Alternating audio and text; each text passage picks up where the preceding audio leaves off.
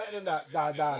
It's not in order. Like, Definitely not in order. Yeah. Right. So I think that's my autism, you know. When they weren't in order, I threw them all away.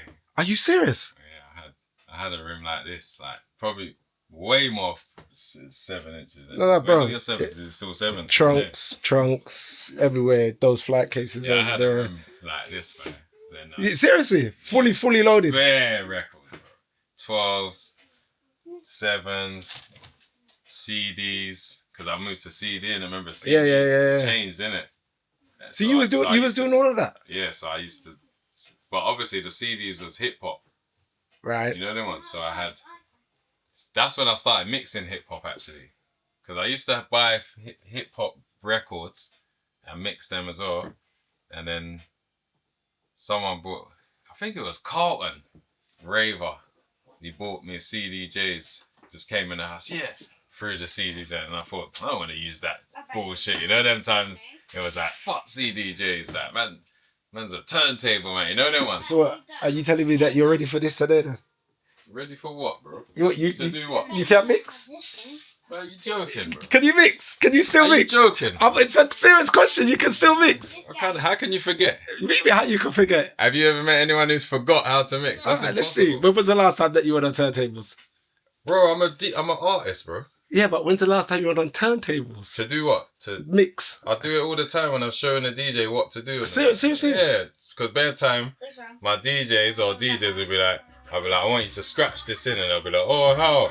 Let's do it. And I'll be like, bro. And then I'll just do it. And then they'll be like, oh, okay. Because you show them on the spot, like, it's always a joke. It's always funny to show someone. But yeah, of course. You remember the drop? You remember the drop? Oh my God. No, you remember the drop? You remember the drop? You remember that drop? No, you remember the drop? You remember the drop? You remember the drop? Yeah.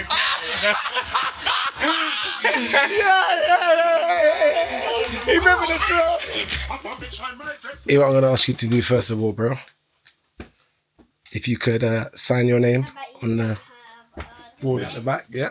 This part. No, on the board. On the board itself. I bet you don't have this game. No, man, big. Fill it out, bro. You need to make space. I'm the first of many. You know what I mean? Say no more. So what are you saying? What is this your equipment from? Like, when did you start DJing? I started DJing. How old are you? I'm 50. Is it? Yeah. You look good, my guy. Thank you. Good stuff. I appreciate that. I thought that. it was like my age. No, I thought he was probably like 2 years older. How old are you? 44. 44. Oh, you're a baby still, for real then, isn't it? There you go. I've been DJing since I was like 13. 13, yeah? 13, yeah. What was your first 13, decks? 14. My first decks. Now, I was lucky because my brother had a sound. As a matter of fact, you know what? No, we used to borrow turntables. Yeah. Big up Fitzroy. I actually told the story the other day on IG that his daughter, I linked his daughter accidentally online because she makes music and she goes, oh, Fitzroy is my dad. I was like, rah, we used to borrow turntables. Like, he had techniques at the time when we was playing the sound system and all the rest of it. And we used to, if we had certain dances, we'd go and borrow his techniques, you know what I'm saying? And then I think my brother, them, look at hustling, whatever, put together as a team of man. My brother had a sound system, and then I was able to inherit those turntables until me and him had an argument. And these very same turntables I bought when I was 19 years of age. When I was 19, I bought these turntables. First paycheck from my BBC job. I used to work in, look at that, all that was hanging off. I used to work in news and current affairs. It's a long time! I'm just saying what I was working. But, so in that time, could you mix? Yeah, fully. In the whole... My thing was, what I used to do was hang outside my brother's bedroom when he was in there with his brethren and the sound and wait for my opportunity to get 30 minutes. So what he used to do was... 30 is long. Bro, he used to leave all the records out on the bed. Yeah. All the records used to be out on the bed and it was a case of, you know what? Put all these records away. and then you'll get an opportunity to go on the decks. You get what I'm saying? And that's good though. That's how I got my break. That's how I got my break, and that's why I know so much about so much different music that's types. a big part of it. Putting the records away, Bro. Putting them records away. That was the knowledge. Because remember them days. Well, it's not really like that again. But them days, you're gonna have what, like 10 BrukOut rhythms, like probably 10, 12, and that's like one rhythm. So you're gonna have like, if you just played a set or like made a tape, you're gonna have all over the place. All over the place. Like, and 10, 12 is one rhythm. So you're gonna have like, if you're making a tape, what, like, I don't know, like 30, 40 rhythms. I used to have. Know what I'm saying? When I used to do my mixtapes on the block back in the day, and that's how I really made my name on the block. The mixtapes, I used to hustle them. You get what I'm saying? So when some man was out on the road hustling weed or whatever, I was hustling mixtapes. I was hustling mixtapes with the weed man them. And if it was like £5 a tape. You know what I'm saying? I used to make tapes, £5. If it was bespoke, you get like, it's a £10 tape. D90s. Yeah. Like, you know, so I've actually still got some of my Shawnee B in the mixtapes over there. I can't remember that. I've got them on DATs. That was my tape I used to buy, though, the D90s. No. Do you remember the DATs? Yeah, the black DATs tapes. They were the highest. Cassette tapes. Yeah, the cassette tape. Oh yeah, the dark. THATs. Weren't that Sony or something? I don't know if it was Sony or what. But Let me see it. You know what? One sec. Hold on a second. Oh no, I never had that. I never had these. That looks expensive. High quality shit, bro. Oh, that's not DATs. I don't even think Studio I tape. saw this. That looks like a serious tape. That looks like something I'd look after. Back then. You know them ones, like my special tape. But you're questioning me. I want to question you. People know my history, but for me, this conversation. Why this conversation? Look at that. There's 4 of them, but you had to fill in all of these to record. Yeah. These 2 as well. No. I don't know what these. those were. Just okay. These are proper cassettes, man. Yeah. You know how to mend the cassette? Yeah. Do you know how to open them up and fix them and piece them back together at the cassette? No, I wouldn't go that far. Yeah, I would untangle, but I wouldn't open. But so what I was saying about the gaps, because before, if you're making a tape, like when you buy a tape, these bits are filled, so you can record. Yeah. And then when you get, I don't know, paper and fill it in, then you can record again. But if you take out, it won't let you record. Old school. Yeah. Giggs, the landlord, the general, UK rapper. Everybody knows that side of you. But it was a few years ago. And me and you, I'd kind of seen you in the road from time to time. But you know what it is as road man? It's like you're Giggs, innit? I ain't gonna just do the running just like that because you're Giggs. But when I saw some messages online, I think it was when you dropped the song with, was it Dave? I think you dropped the song. And you was like, how comes the DJs are not introing the song in a certain way, like a sound clash thing? I was like, I walk one, yes, sir. But I didn't say sound clash, I just said like a sound man then. Yeah, I said like, I was saying that the UK DJs are whack, like, cause they don't know how to like play music.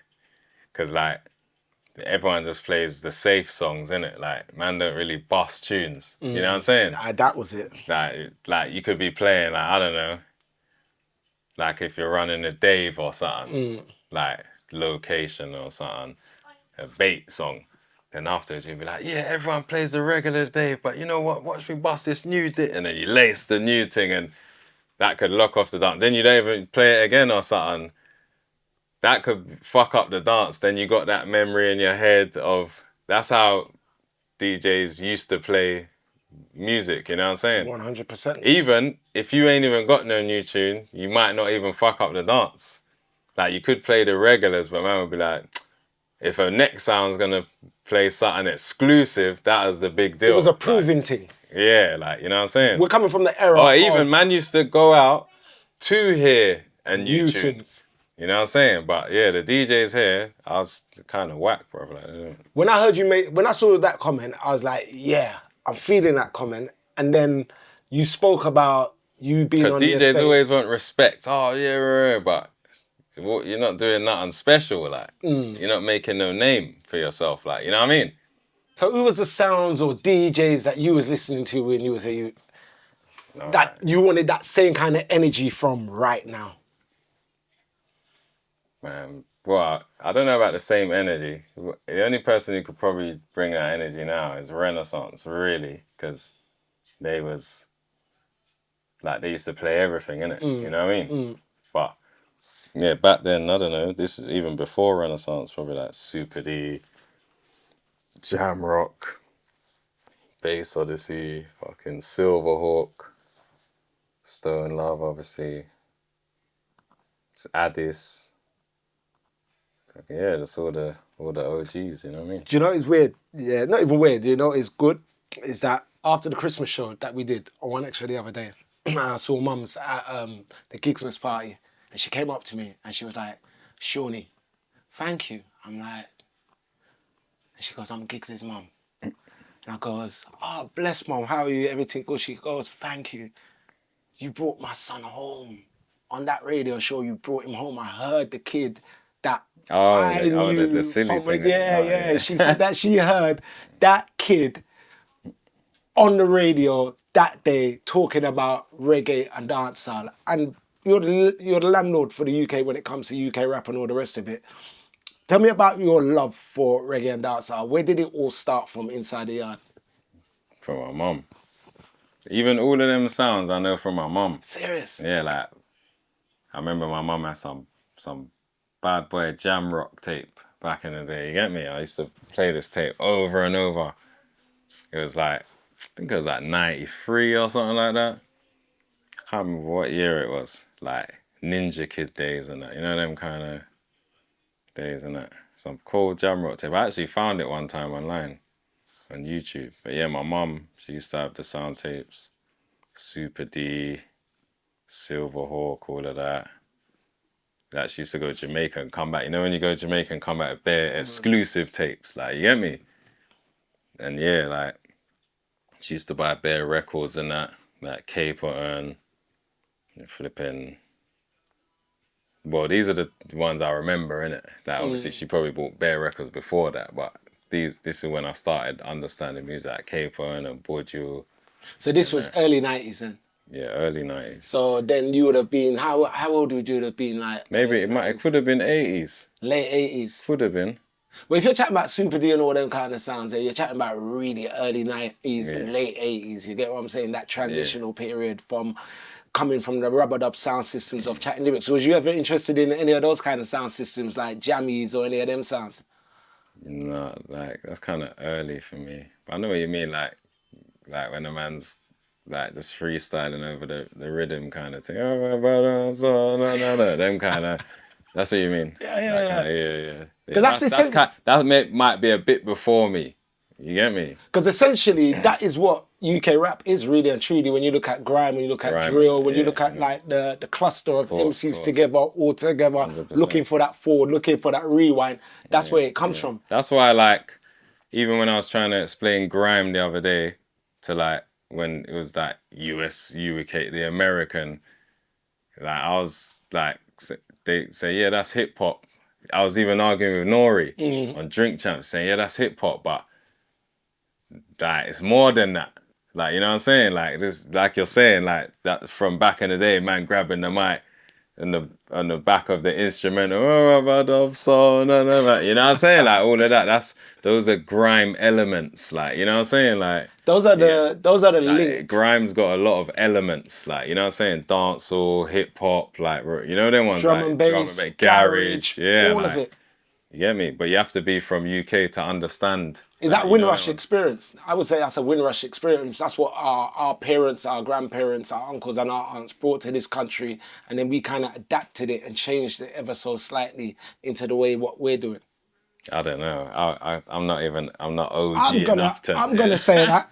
I think it is. You get what I'm saying? Because if you think about it, yeah, like, even though you're saying you're not coming from that era, but the Saxons and the Coxons, they're the children of first generation Windrush people that came to this country. They would have watched their mums and dads go to weddings, christenings, all the rest of it, see sound systems set up. Then they want to kind of create that for themselves. And then here comes Saxon, here comes Coxon. Saxon was the first sound I heard in England playing dub plates, like from board you banter and all that. Like, did you ever want to be a sound man? Was you a sound man? I was. Here it is now. I was, but you was. But like, I never had a sound like. Well, I guess your sound. This is your sound, isn't it? Like, you know what I'm saying. So I guess I was, yeah.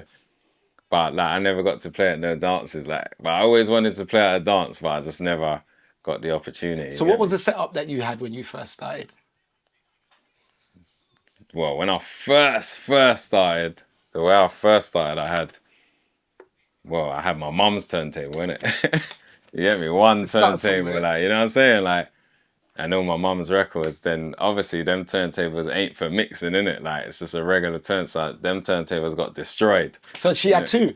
No, she had one. Oh, she just had one, and then you put She had one turntable, and then I just used to kind of scratch, because that was always like, I don't know, what's the right word for it? Like, I don't know, intriguing, or is that the right word? Like, when you're just curious, like, raw, like, you know that one, you know what I'm saying? Like, so man's giving it a scratch, but obviously you can't scratch on them on a regular it's just gonna jump mad, innit? You get me? But I still figured it out how to scratch. Like I said, you have to have the lightest finger, you know what I'm saying? And then I like thought, I need to get another turntable, like, you get me? And then I got like, so I had some old turntable, I think I found it, or it was like my granddad's or something, or my uncle bought. I can't remember where I got it from, but it was another turntable. But it was like some old, like ancient, like fucking 60s turntable or 70s or something. Then I've now got two, and then someone found a mixer somewhere as well, like, and then I figured out how to put it together in the mix. No headphones or nothing in this mixer, some ancient mixer, like. And then I used to like mix them to, but I had to be careful with them because it was just so jumpy because they weren't for that. Like, but that's how I learned to mix. Like, I'm just the oldest. It's like when they say fucking, I don't know, like Lewis Hamilton learned to drive with a mash-up go-kart or something. Like, you know that one? That was me with the turntables. You get me? You know what? Actually, I lied. You know, this wasn't my first turntables. It was my mum that bought me. That's what I'm saying. There you go. That's what I mean. And I had the pitch control. That's right? what I'm saying. Man didn't even. Well, oh, just a 33 and 45. No. But then you had the pitch control right there. I'm gonna throw up a picture of the turntable. Yeah. It was a Techniques, but it was a belt drive. Your mum had a Techniques? No.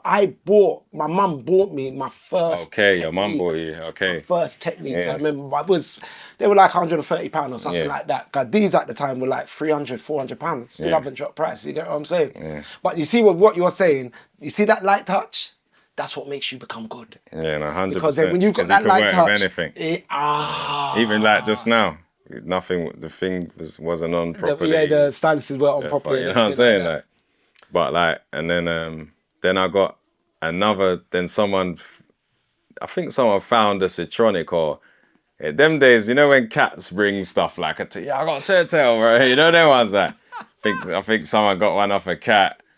Because on my estate there was bare cats all over the place. Like, I remember I used to think, right, if I was selling drugs at that age, I'd be rich. You know what I'm saying? Just used to walk around in groups, like that, 10 cats walking around. You know them ones, like. And I got a turntable somehow, but it was a Citronic. So that was like my Citronic. So then I think I swapped like my mum's one or the ancient one, and then I got two turntables, half, you get me? Then I found another Citronic somehow. Someone had another one.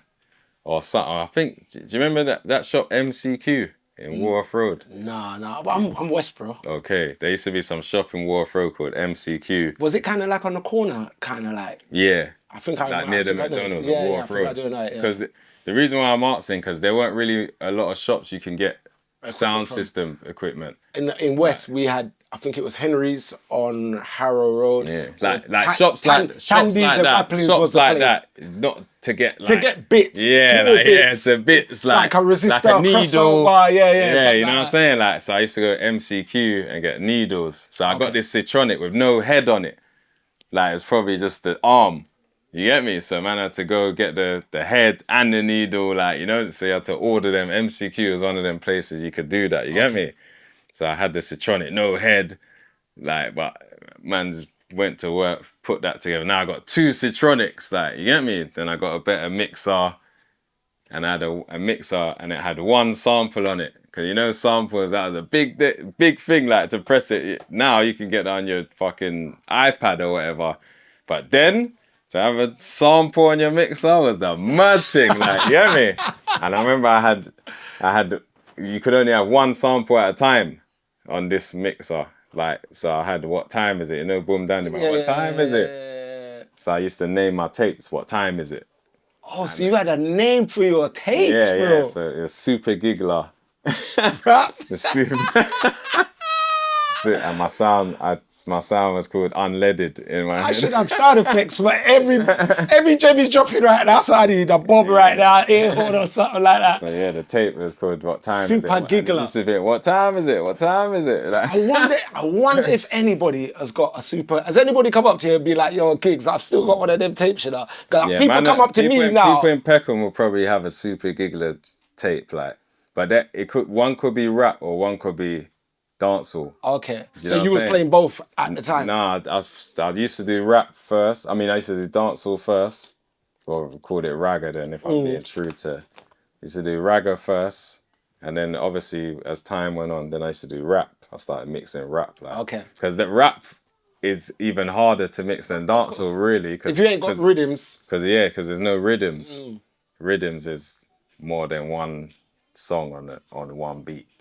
She's front of ear doing the schooling together. No, it's true. So they need to know, innit? Yeah. You're doing the schooling together. Yeah, so then now you're just mixing random beats now, innit? Like, you get me? Like, no rhythms, like, you know what I'm saying? So I feel like that was even kind of the level up. So you mastered the art of the pitch control and all the rest of it, and locking your mixes tight and all the rest of it. At what level would you say you was? Different, innit? Because you just putting it all the way up. But dancehall, innit? Like, that's how you play. That's why people who listen to hip hop don't like hearing hip hop in a dancehall, because they play the songs too fast. You know what I'm saying? Like, but in my head, I'm like, that's just dancehall. Like, so when you first started to buy music, what was the first set of songs that you started to buy? Well, them times I was a kid, innit? So I didn't really have money like that. Like, but I used to have a brethren, and he used to love the way I used to mix. Like, you're cold at mixing. So he used to buy me records. He's probably a few years older than me, but he had a job. Okay. These times I'm in school, so I ain't got no money or nothing. Like, you get me? But this brethren, he was a few years. His name was Paul. His name was Paul Bogle. Oh, right. That was his name, Paul Bogle, man. And he used to buy me bare records, like, because he used to be like, you mix sick, man. Like, a man's going to buy a record. And he just used to say, yeah, let's go. Then we'll go shopping. He'll just buy me bare records and that. And say, yeah, I'll buy you all these records if you make me a tape. Like a 90-minute tape. So that was the deal. He buys the records and I make the tapes. Like, yeah, so that's how I used to get bare records and that. Them days, like, remember that's 7 inches, like £2, innit? So you could get bare records, like, for like £50. That's mad records. When I used to go record shop, I used to have my pile of records on the table, and then every, like, because you'll stand up there for a good 10, 20 minutes or something like that, or even not longer. Getting the rhythm. Yeah, getting the rhythms. Yeah. So like, say like a rhythm like this. This is the BrukOut rhythm. You know, can't believe my eyes and all that shit.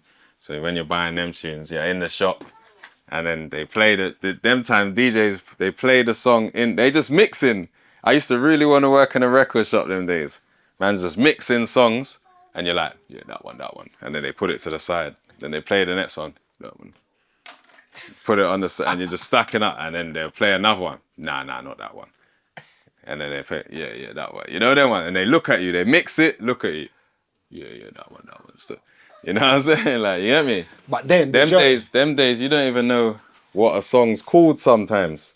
Remember the Real McCoy? Yeah. When he done that skit when he couldn't find the song, and he said, yeah, like that song, and it goes like bluko, ping, ping, ping. Remember that clip? So you go in the record shop and just hum the bass line. Just literally. Hum it. You don't even remember. There's no Google. There's no fucking internet. So if you might have heard a song on the radio, and then you just you just go to the thing. Oh, have you got that new? I don't know what it is, but it was. Yeah. You ain't got no information about the song. Like you just have to hope they play it. Like, and it's I know. Oh, I was listening to radio last night too. I know what one is it. This one, and then they'll play it. That's how man used to find music. You get me? So yeah, them times, man. So that's why even like I know Bear Man's first. Like I had Bounty Killer's first record. Like fucking when it was called Bounty Hunter. Bounty Hunter. Yeah. I was telling Bounty that. I was saying, bro, I bought one of your first records, fam. Fucking, I tell a lie, I didn't buy Bounty's record. That was on the back of Oh Carolina.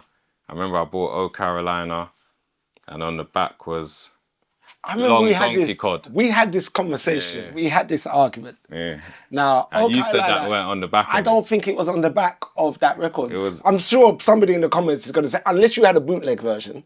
Nah, I bought it from the record shop. Yeah, but it could have been a bootleg version from the record shop. No, because maybe. I don't know. You know what? Because that's how I got my first Bounty. Maybe it weren't Oh Carolina. Maybe it weren't. I feel like it was though. I don't think it was Oh Carolina. I feel like it was though, because that's like a big tune, like kind of thing.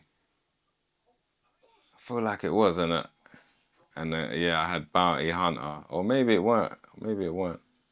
I don't know, but it was on the back of something. Because I remember I heard it even in a Bounty interview saying he got the B-side or something. Right, he got the B-side of Miss Goody Goody, I think it was, on a Jammy's label. So those are the first killers that I've got. New Gun, the Copper Shot, and even like the songs in which... Yeah, I had Copper Shot. The first Bounty I took notice at. But Copper Shot didn't say Bounty Hunter, did it? I don't think so. That's what I'm saying. This was before that. It said Bounty Hunter, and it was. I think it was Long Donkey Cod.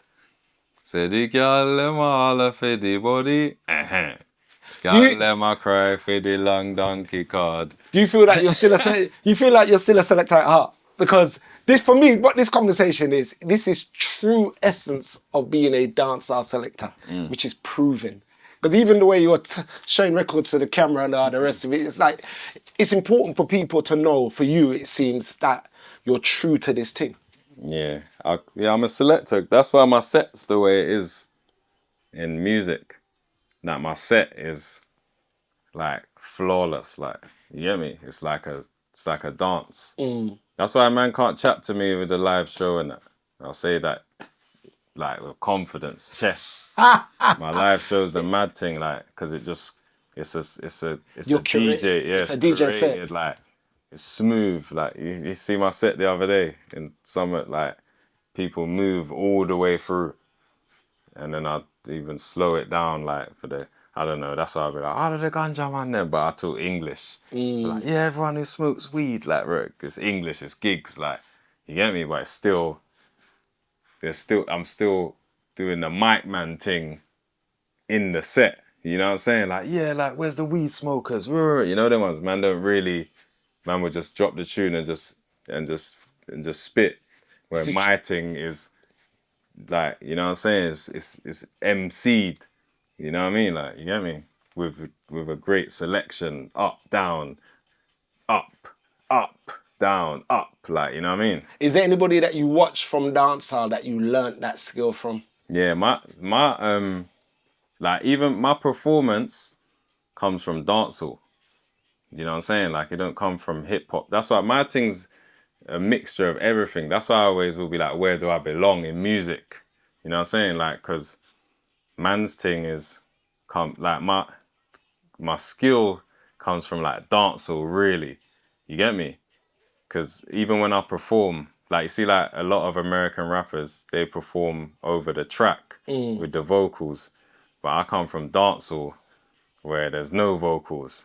You know what I'm saying? Man's just rapping. You know what I mean? Just DJing. You get me?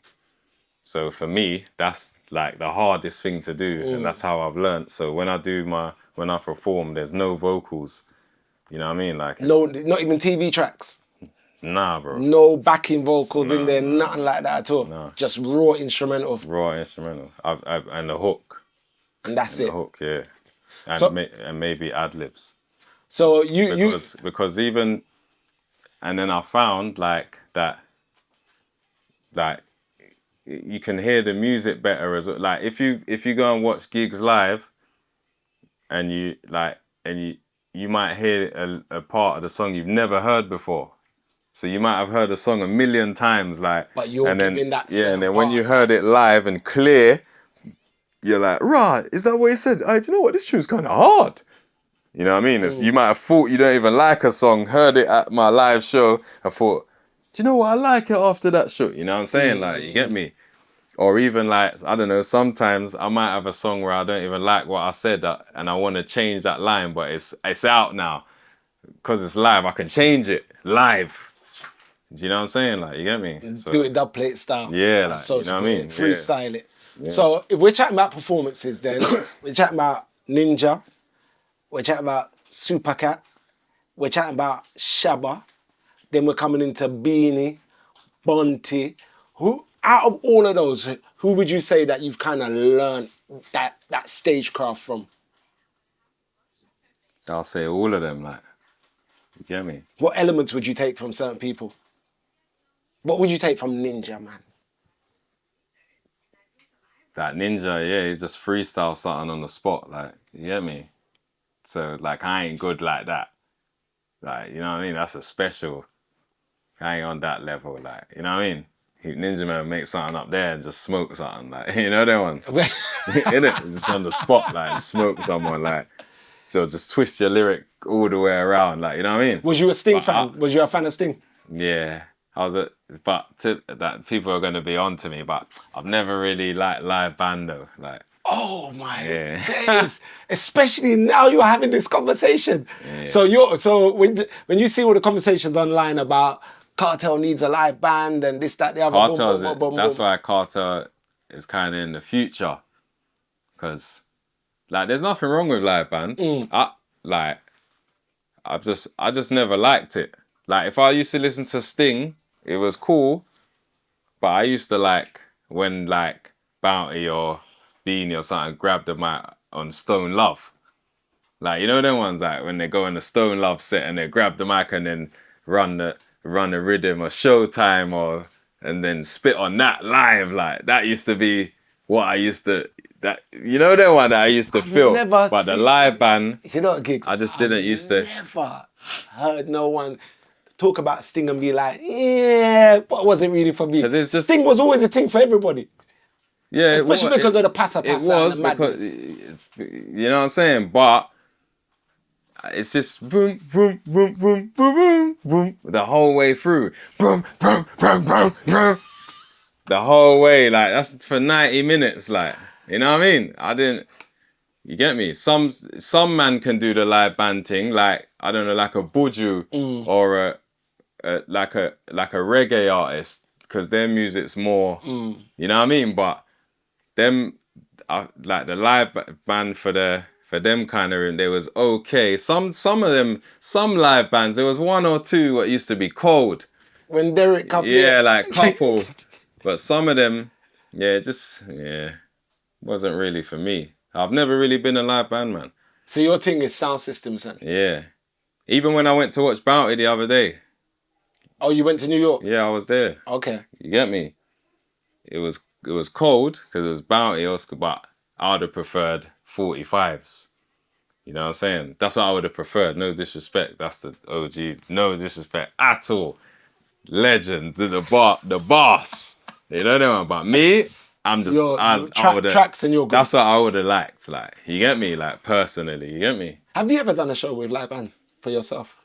Nah. I feel like live band, it's for certain tunes. Like, maybe I might do a live band. I feel like 45s or like the instrumental, and then maybe some songs could do like a live band. Like if I done like The Essence or 11th of May or fucking Mr. Cool, like with bare instruments, maybe you get me? Orchestra. Or like I did it. I think gigs with orchestra be fucking nuts, bruv. Especially as you just done Somerset House the other day. That next level. Like me personally, as a fan, I'm a fan of gigs. Yeah, me personally, as a fan, yeah, if I go out and like I hear live band, I'm underwhelmed. Do you know what I'm saying? That's me personally. Like, you get me? Like, I don't know. Even like, actually, let me not say. I don't want to ruin anyone's show. You know what I mean? Just, you know what I'm saying? You get me? So the one song, but I've been to shows and it's been live band, and I'm like, that was cool, but it would have been better if it was the track. Tracks. You know what I'm saying? That's how I feel. That's just me personally. Like, you get me? Alright, so like how you like the live thing, so obviously sound systems is your thing. Are you a sound I used to be addicted to sounds, man. Seriously? I remember once when I was young one time, and I was like, I don't know what I'd do if there was no sound tapes. I remember one time thinking that in my head, I don't know what I'd do if there's no more sound. Yeah, I used to love sound. So was that your thing, walking to school, headphones in, sound tapes? That's all I used to do, listen to. I used to be obsessed. So you had a serious collection then? Yeah, it's bare tapes, bro. Obsessed. If my mum goes to Jamaica, because she used to go every year, you know, it's that kind of time, like Jamaica every year. And that she would just bring back bare to mum. Have you got my tapes? You got my tapes? You got my tapes? She'd come back bare tapes. Did you have a tape man in the UK that you personally know and check? Yeah, I used to go Brixton to what's that guy's name? JNR. JNR. That was the Dread, the Rasta man, innit? JNR. Big up JNR. I used to go there. I used to go Blacker Dread. Yeah. Buy tapes. But JNR in the market used to be where I used to £5 a tape and that kind of thing. Yeah. I used to spend a lot. But them tapes was never ever as good as the ones you get from Yard. Like, as in quality or just like, I don't know. The Yard ones was just the better ones. Like, they always had the better, because you could buy a tape and the tapes is shit. You know the one, you spend a £5, you buy a tape, there's no dubs on there or something. It might be one whole side of the tape, 1.5 side is all like reggae or something. Then you get a little young 20 minutes of a cold segment with bare new dub plates, and you get me, like, and I'm like, oh, this tape's not all that, but this little 20 minutes good. You remind me of myself. Like, you get the tape because you gotta pay first. You gotta pay first before. Remember, you can't. They weren't listening. You can't play the whole tape and then say, I'll take that one. You just gotta, if it looks good. It's not like one of these. If it's got a good name, if it says Bass Odyssey Soup and the cover looks good, you think. And there's a few to pick up, like cover, the name, a few things, cover, the name of the sound, like you just take a guess, innit? And then sometimes the tape's shit, bro. But the ones from Yard, my mum used to bring back, used to all be fire. Like, you know what I mean? So Stone Love would be the staple in any cassette collection. Would you agree? What would be your staple? It might, I'll say who my favourite sounds was. But my sound was Jaro. Yeah. Hence why I wore Kilimanjaro. Yeah, Jaro was cool. Jaro was cool, but not better than Bass Odyssey. Mad. Where? How? What part? Better than Bass when Squingy was on there. Alright, Squingy was fire, but Ricky. No. You know? Squingy. No. And Skinny. No. They had Squingy and Skinny. They used to smoke niggas. Yeah, Ricky Trooper was alright. He just used to be loud. They were good at cursing, Ricky Trooper, Kilimanjaro, he just used to play bare reggae. Like Garnet, he had bare Garnet dubs. But he didn't really remember them times, him and Bounty didn't get along or something. So he was playing bare Beanie. And he just used to play bare Beanie and Garnet and that. But it was just bare, like, reggae. But Bass Odyssey had everything. Bounty, Beanie, reggae, Garnet. They had, and the Mic Men. You know what I'm saying? They was the coldest. But Trooper are the serial killer, bro. Trooper went on a run of just murdering he was cold. Everything. No, listen, I'm not I'm not saying Jaro weren't one of the coldest. No, Jaro is the coldest. Jaro always be. My mum went to school with the older of Jaro. Disclaimer. My brother grew up in the same era as Jaro. But saying that though, I hear what you're saying. Even Jaro couldn't chat to Addis. Are you mad? Shut your noise. Babyface and Matter on there. Babyface and Matter on there, and there was on Smoke. In Jamaica, Addis got right off dead. I remember they had a clash, didn't it? It was a write-off. They're right off I Addies. don't know about that. They're right off. You mean you don't know about that? It's about probably that. one of the most legendary clashes in sound clash Remember history. Fully Loaded when they used to be like four... Wait, you're moving too fast, kids. You're moving too fast. Let's address the Jaro and Bass Odyssey team first. there's nothing you're going to be able to say. That Bass Odyssey, Squingy was the guy, bro. He was the coldest, fam. On that microphone, it's too cold, fam. Who's your son? If I was to choose, I'd go with Bass Odyssey as well. Bass Odyssey, innit? Oh, They're the coldest, bro. Honestly. And Valerie, I used to be Super D. of all the people I'm chatting to, Miss V from V-Rocket Sound. I'm just chatting with Giggs right now. We're just doing a podcast right now. We're in an argument over Bass Odyssey and Kilimanjaro. Who would you pick? What? As in what? As the coldest sound, killers. And I'm talking when Squingy and Skinny was on Bass Odyssey as well. Them days. Squingy and Mark, you mean? And Skinny. Yeah, but Mark was the selector at the time as well. Right. Who's the baddest out of the two? Out of the two sounds. Jesus, that's an hard one. No, man, I'm not gonna lie. That is very, very hard. Yeah. Because historically, those would be the two sounds historically Yeah, of course. that you would have to say are the two giants. Yeah. Right. When you think of Trooper on Jara at that world famous dance over in Portmore when they killed Addies. Say it again louder! Say it again louder! Well, there was interference on the phone, Miss V. Say it again so Geeks can hear. When who killed who? When Trooper on Jara killed Addies. Okay. Was Matter on an Addis them days? Well, he's asking a Was question. Matter on an Addis them days? That's no, but you see, them times, Addies outside of Jamaica was a force. That dance will always go down as one of Addies had just killed Bass Odyssey the week before, 2 weeks before now. Absolutely. And that's why Jara have to come right off Addies in Jamaica to hold down Jamaica. Always go down as No, he's heartbroken right now. No, I ain't heartbroken because No, don't get me wrong, the two of them are giants in their own rights. When you look at the history of Squingy, it's undeniable. I'm telling you. To answer that question outright of the two sounds, it's hard. Yeah, but even if you did say Jaro, I couldn't be heartbroken because Jaro's cold. Like Trooper's a killer. You know what I'm saying? So I wouldn't like be like, nah, but for me personally, Odyssey's the guys. Like, you know what I mean? Miss V, we are gonna call you back. Once we're done there. Before you go though, my man made but big up yourself though, big man, because your tune killed what's his name the other day, Speedy. Yeah, respect. Yeah, Miss V, you're rushing my interview because I want to chat to him about him doing dubs and everything. Did you ever attend any sound clashes? Yeah. Did you go to any of the UK Cup clashes? I went to one at Yard. In Yard? I went to Bass Odyssey, Super D. Them times I was Super D. So first I was Super D because that was the first tapes I had, like Super D, Silverhawk.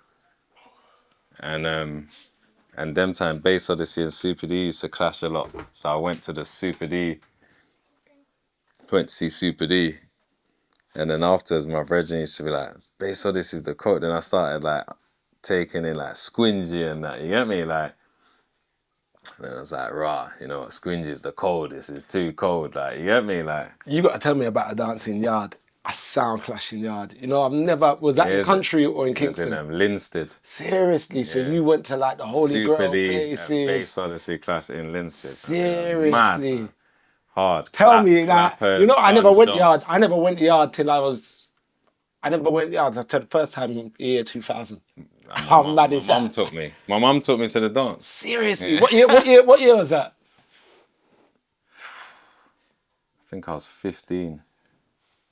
Like 14, 15.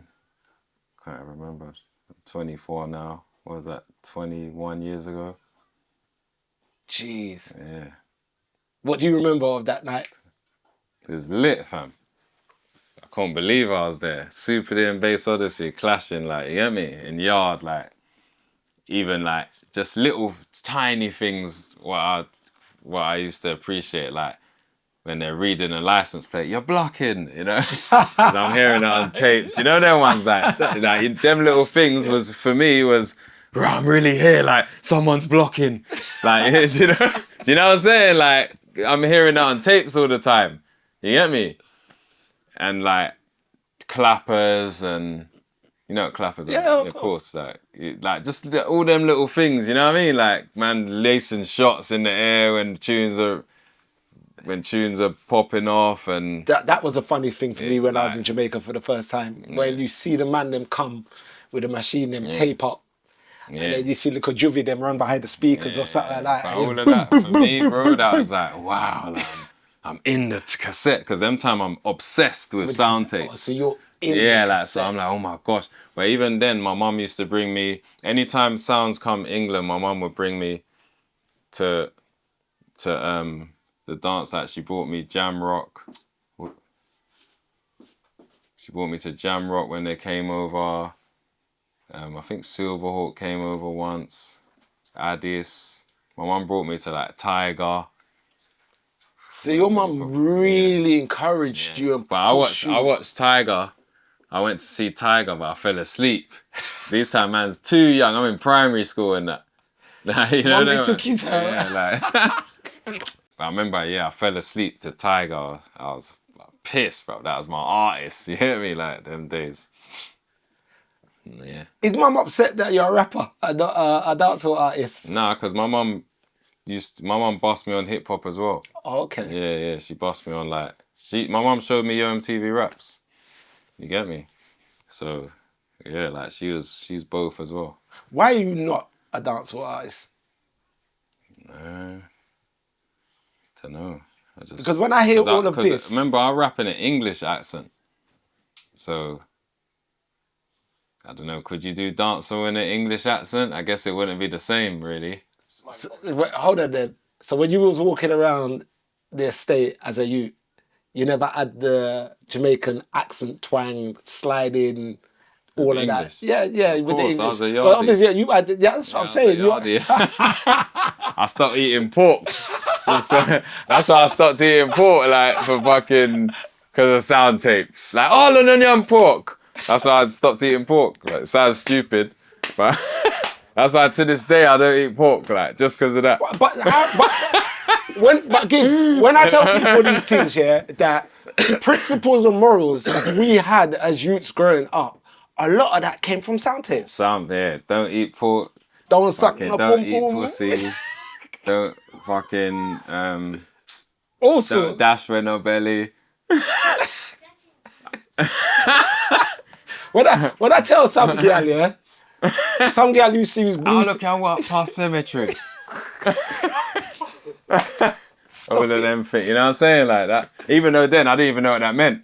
Then I weren't breeding up no gal and I was a kid. Like I didn't even know what that meant. Like all of the dash on her belly. I just knew what they were saying, but I didn't know what it meant. Like, Do you think that stuff put pressure on us as kids?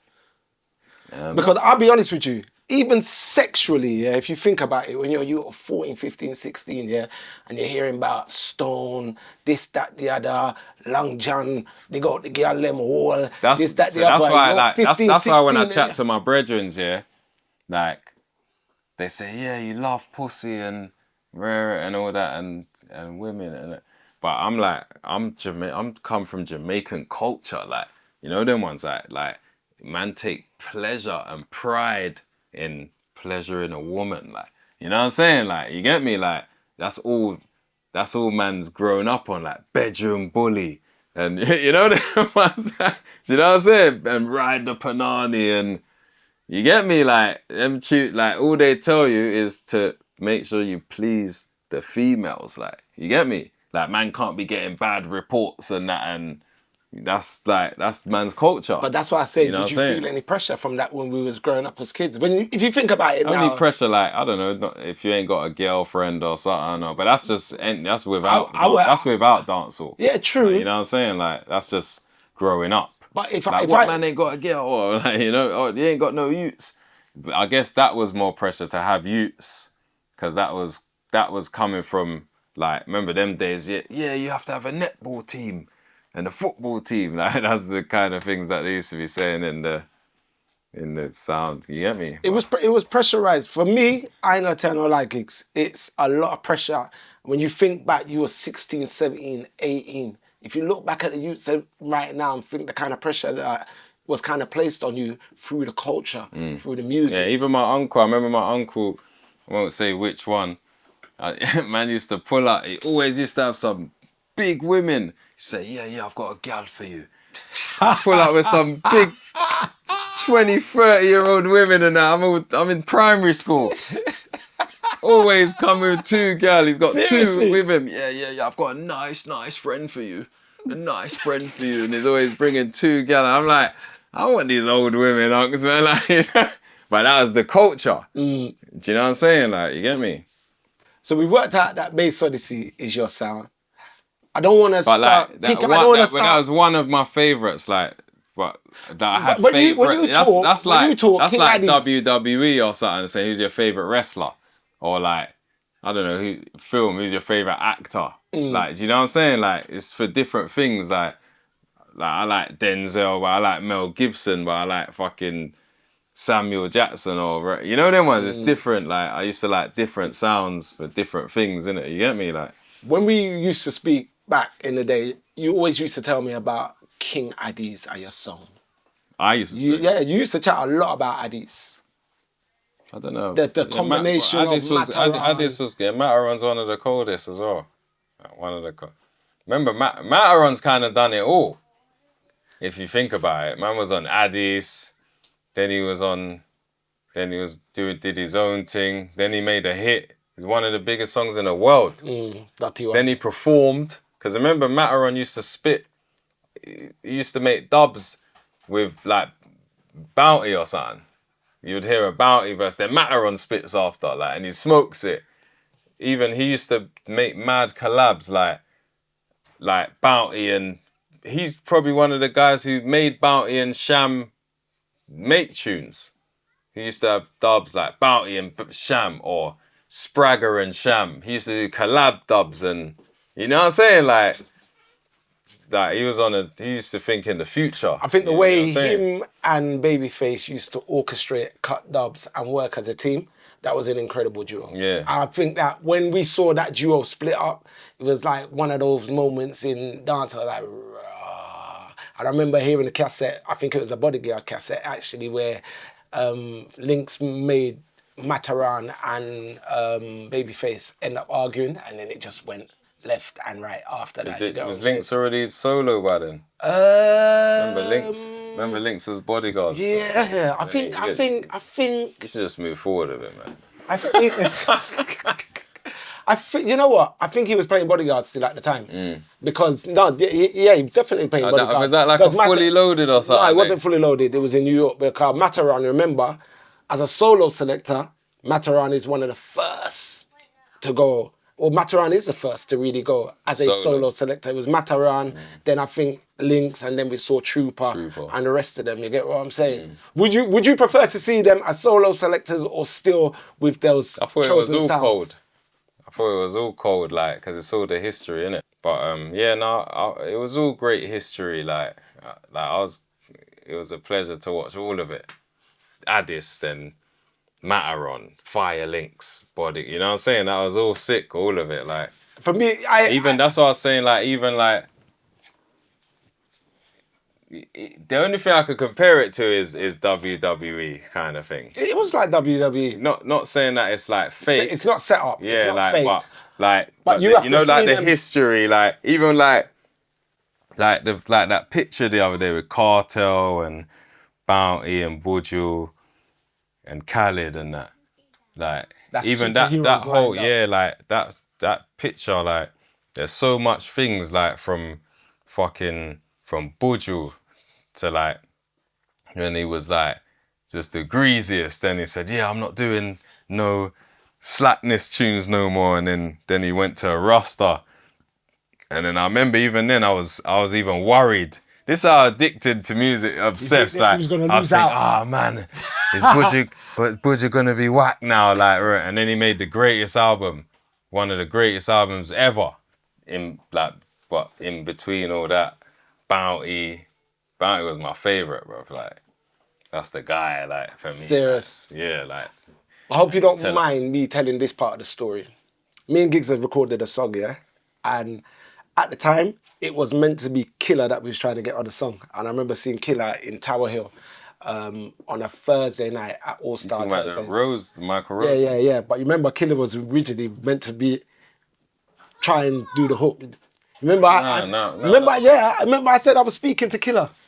You remember I said first thing. But when you showed it to me, Michael Rose was already on it. No, when I first gave it to you, I gave you a rhythm. You was like, yo, this rhythm, Charlie, this, that, the other. And I was calling certain names. I said, I ain't going to call the other names. But when I said Killer, it said, yes.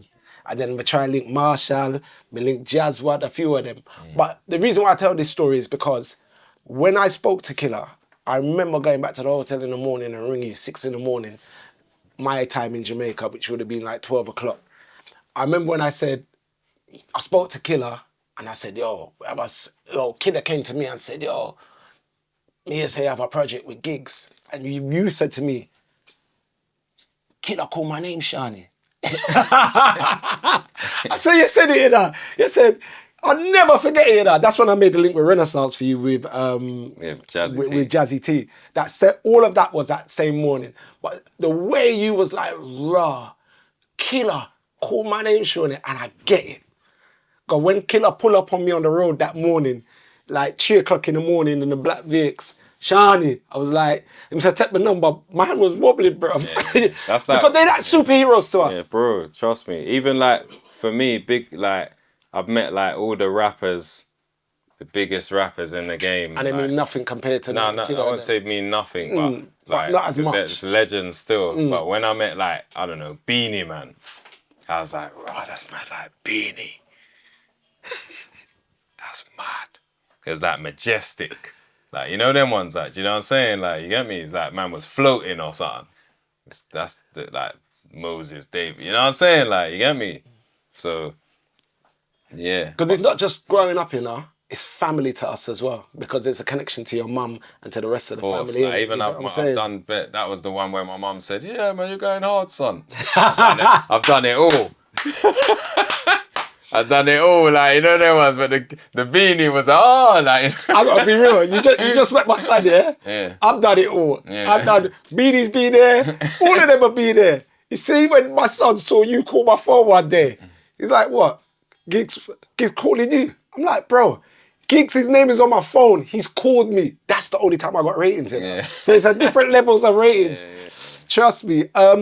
You're a fan of like superheroes and like the whole Marvels and Adventures and all the rest of it. I want to go back to the sound systems, and I want you to equate each selector to a superhero with special skills. Could you do that? If you said Squingy, what superhero would Squingy be? I don't know. I can't really.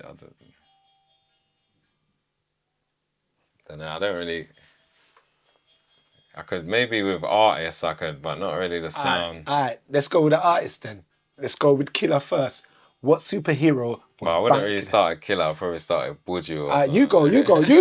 You're controlling this thing. You go first. 5 of them. Where would you go first? Buju. Buju would probably be like I don't know, like Professor X or something like that. Why is that? Why Professor X? Because that Buju's like the general, innit? Like, you know what I'm saying? Well, no pun intended. But yeah, that's like the guy, innit? Like for the DJs, like, right. You get me? But then I think, is it Buju? Like, cause then the other day I was thinking about like K-Puttin, like how like I feel like K-Puttin don't really get the respect he should have, like, kind of thing. Why do you say that? I'm just seeing if I can find a K-Puttin. Just in the sense of like, actually. just in the sense of like like. And this original K-pop as well. That's what I'm saying. Like even songs like so like because K-pop and Buju ain't that like the same time? Yeah. It Pretty is, much isn't it? early 90s. Because what year is this record? That's what I was thinking. Who's like because K-pop. This is 1990. This is 1990. So K-pop could be before Buju. Actually, because K-pop, like because he was writing lyrics for Ninja Man and them man there. Is it K-pop? Yeah, So I didn't even know that. Oh, Like I'm saying, he K-pop tells a story. is like I don't feel like he's celebrated enough. Like I feel like you see like right now, yeah, like everyone's doing these arenas, Bounty, Cartel. One of them should be K-pop. Like, do you know what I'm saying? Because like K-pop's thing has been consistent, innit? Like if you're really thinking about it, like from like that Bomber Red. You know what? To like fucking well, Mami Los Amina. Do you know what? Like, it's literally to like, and then to like fucking to everybody I did to tour to fucking to then he was a proper Russ. Chat to me nice. Yeah. So then he was a proper Russ to all like Kuya and Raggy Road because even you're gonna get. I was gonna stop it, bro. Yeah, so, I just wanted to show them. But like even to fucking then he got into the proper Rasta thing. Same like Buju, it's the same thing. Same thing. And then he had Raggy Road is one of the best tunes ever made. Like, ever. I listen to that if I'm like, you know, like if you ain't got nothing to listen to, our music's dead right now. No, I'll put Raggy Road on. You know them ones like to like flipping, and what's his tune on slew, like to slew them. Belly Ass Rhythm. Bro, his ting is flawless all the way through. What K-pop do you prefer? Reggae K-pop all of it, or dancehall? All of it, it's all the same, bro. And then his show's flawless, which I've never ever seen, by the way, but I always see it and I think, yeah, like, and I always think, right, K-pop. You've never seen a K-pop show, bro? Never. And then but I feel like it's mad. You know what someone said to me, which is actually sad? They said, because he ain't been jailed before. Which is mad. Because it's like, maybe, because like Cartel and Buju, you had to miss them, man, to appreciate them. So it's like, because K-Pop ain't been to jail, we don't appreciate him, like, but he's one of the biggest, bro. He's been, even when Buju was in jail, all the K-pop and still, because he hasn't stopped with consistency. Yo, tell Giggs, me and him ain't friends, we ain't brethren, we ain't pals, we ain't fam, nothing, bro. Why is that? Because Jazzy T was supposed to get me my Giggs dubs from long time. I haven't got them. Hold on, you don't have no Giggs dubs. Guess which Giggs dubs? I'm here one of the man them where bring you're talking the artist, cause up to this day I always say that is one of the best hip hop grime song of all times. Don't say grime, it's hip hop. Don't say hip hop. Don't piss him off, bro. Don't say grime, it's hip hop. Don't piss him off, bro. Yeah, no. You know what's I say it properly. You know what's mad, Matarondo? You know what's even funny? We've actually met before. One time, me. Yeah, we met before. You don't remember where? I was with. Well, I'm gonna tell you where. Fuck. I know you're not gonna even know this, cause them time I didn't even bust yet. But one time, where was it? One time, me, you, and Quincy was in the studio reasoning for long. You was doing some. Oh yeah. You was doing some dubs for Quincy or something, or yes. Yeah, and then me and you. Quincy called me one day to him miserable. Oh man, that's another conversation. That's another conversation. Yeah, me, you, and Quincy was in the studio once, but this time I was such a big fan, I didn't say one word. You know? And guess what? It goes both ways, cause me, I one of Giggs' biggest fans, Shadi. Yeah, no crazy. lie. That's crazy. Because remember, said through me Me one of the man who bridge the UK and America from them time till now. Yeah. Cause talking the artists, yeah, when I first man play them song over here, so be a jazzy tea over our side of world, you know. Yeah, that's mad. Cause remember, most of the man them over them side of American them place, they don't know of course.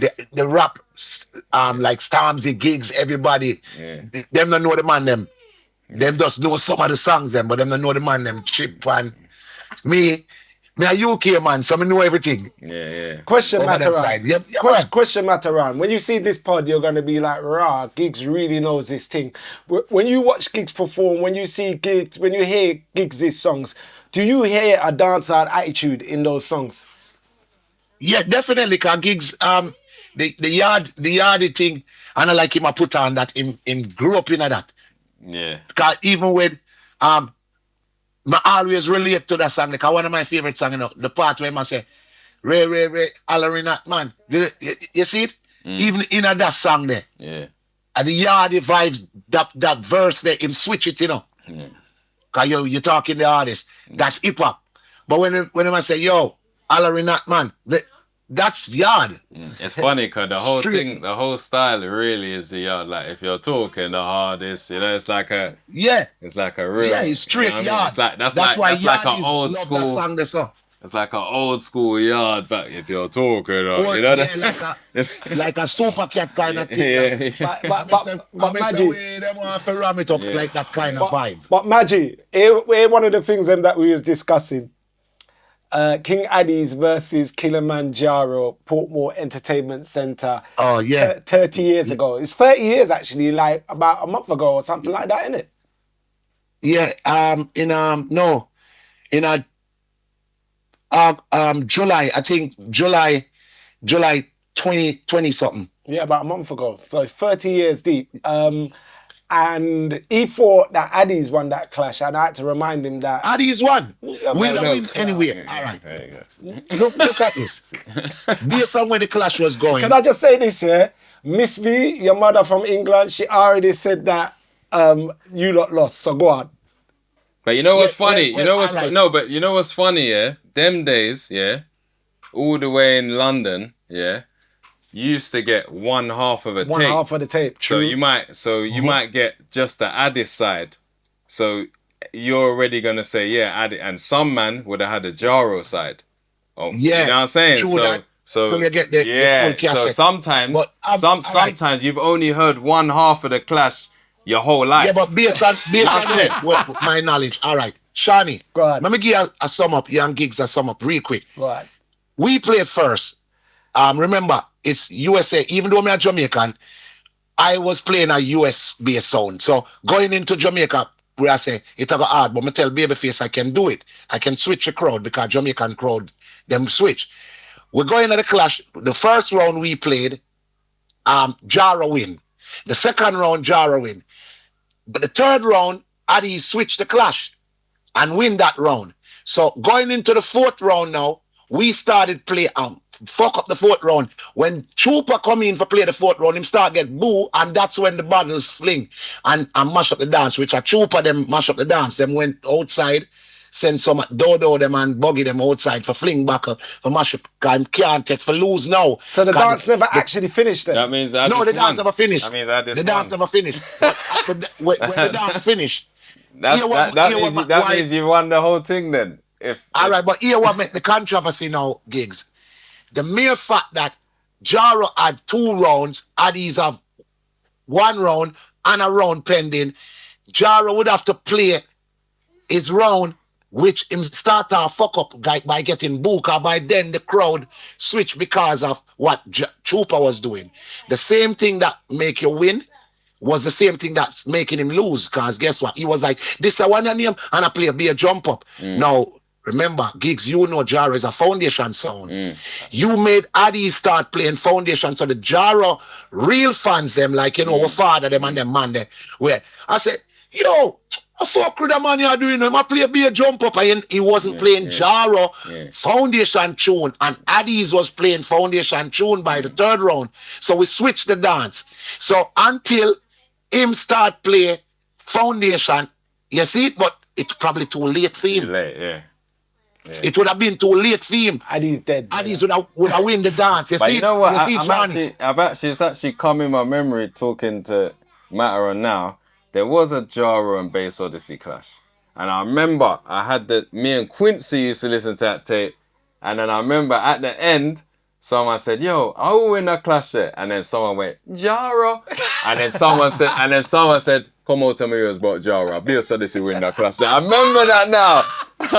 Bass Odyssey win that clash. I remember that now, right? Because Quincy used to say all the time, Jaro, my son. Come on, tell me it was about Jaro. Bass Odyssey win that clash. I remember now, coach. Man trying to trick me, you know. Rory Sky Juice, and Mataran, I'm a selector them. Just come back. But Jara, I'm a sound. Maggie, I see. But Shani. Yeah. Shani. All you think Addies end up playing with Jaro? Bass Odyssey beat Jaro with a bujo. Boy, get the port come down in a one pants, lock off trooper, and Addies come at Jamaica and annihilate Bass Odyssey. Yeah. Annihilate 4x4 everybody. I remember that. They I remember didn't have that as well. anybody else for Addies to kill. So come we and Jaro had to play. We kill everybody. Yeah. Everything we beat. Mataran. Jara, my son. But anyway, what I was just saying to Shawnee Mataran, I was saying that you done it all.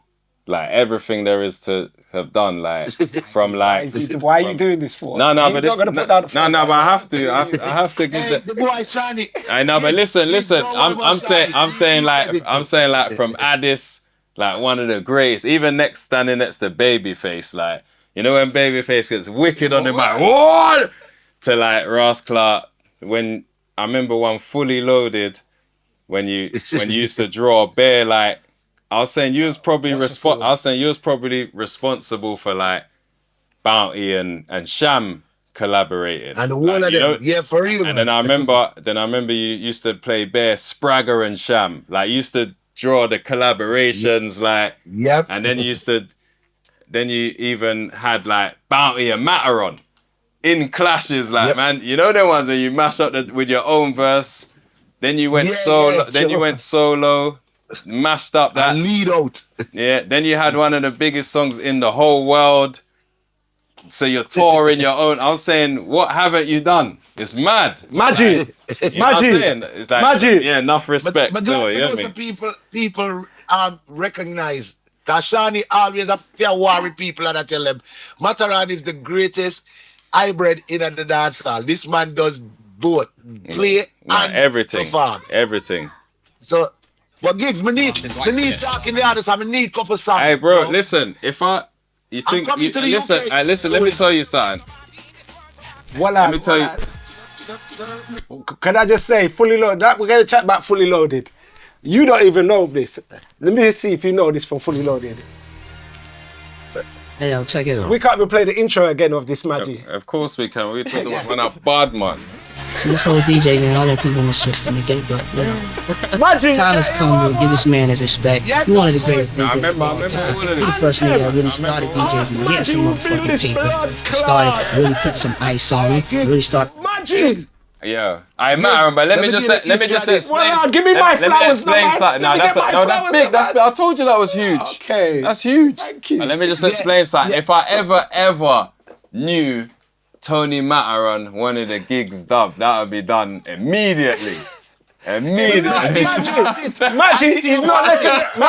he's not leaving the studio before we boys four of them. We need them. All right, I need them. Shani, you not tell him when me and Mad Fingers, when me and Mad Fingers a clash over IB for. What Mad Fingers? I wasn't there. From Peckham. Yeah. Mad Fingers clashing Mataran. How? You know the wickedest thing is they wanted me and Mataran for clash. You know what's funny? Even Shawnee said, yeah, you and Mataran should do a fun clash. I said, fam, I can't play games like that.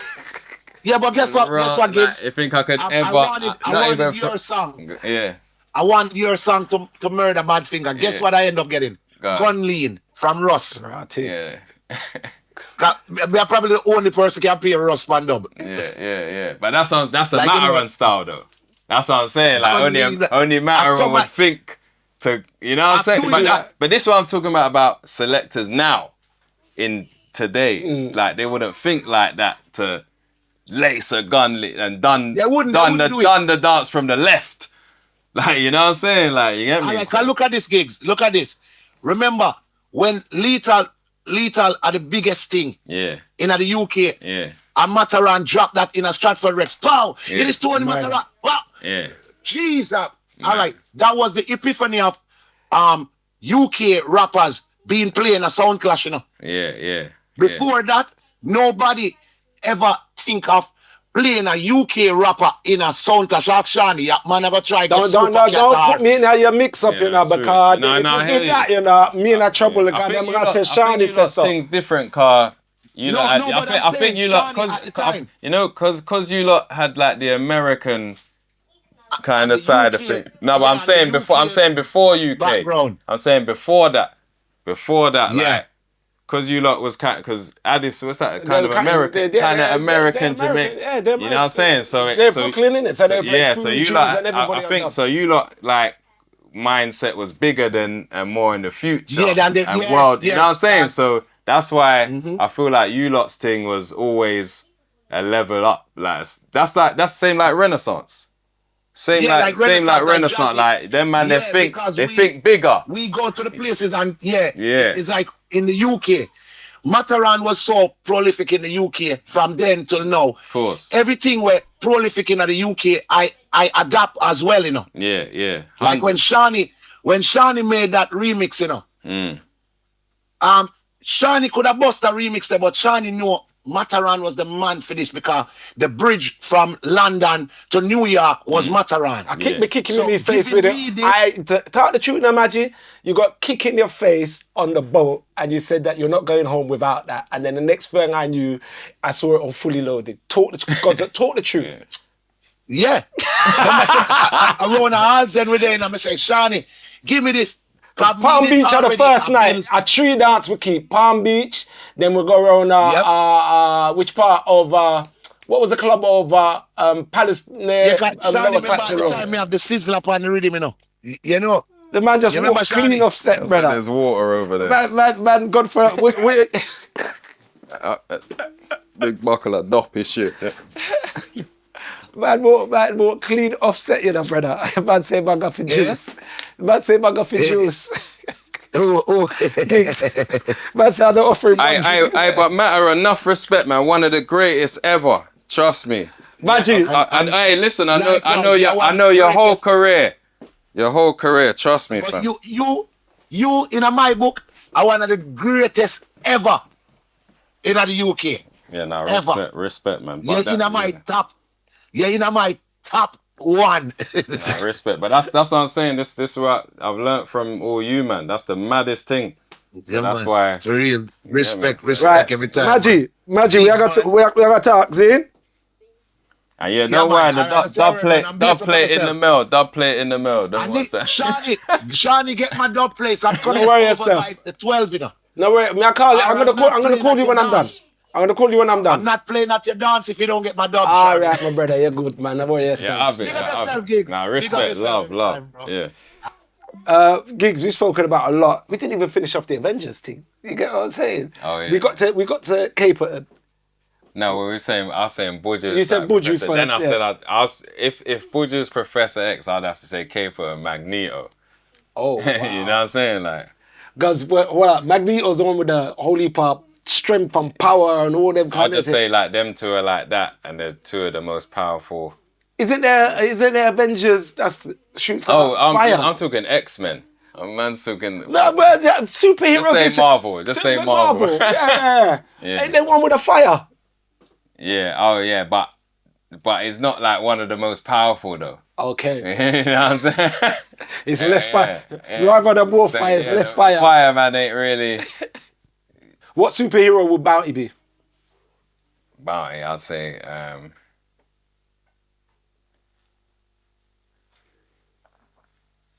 You know what's mad? Do you know what's crazy? Yeah, because I can't really like make them other because they're already superheroes for me. That's the maddest thing. Like that. Like in my head, you're saying what, but I'm just thinking, well, Bounty's Bounty. Yeah. like them man are already superheroes for me personally. Like even that picture, like I said, that's like it's there already. Them man you'd have to compare people to them. Cause they're already the superheroes. Fair. That's how mad it is for me, bro. Fair. Like, you know what I mean? Fair. Bounty, the Warlord, like they've already got names.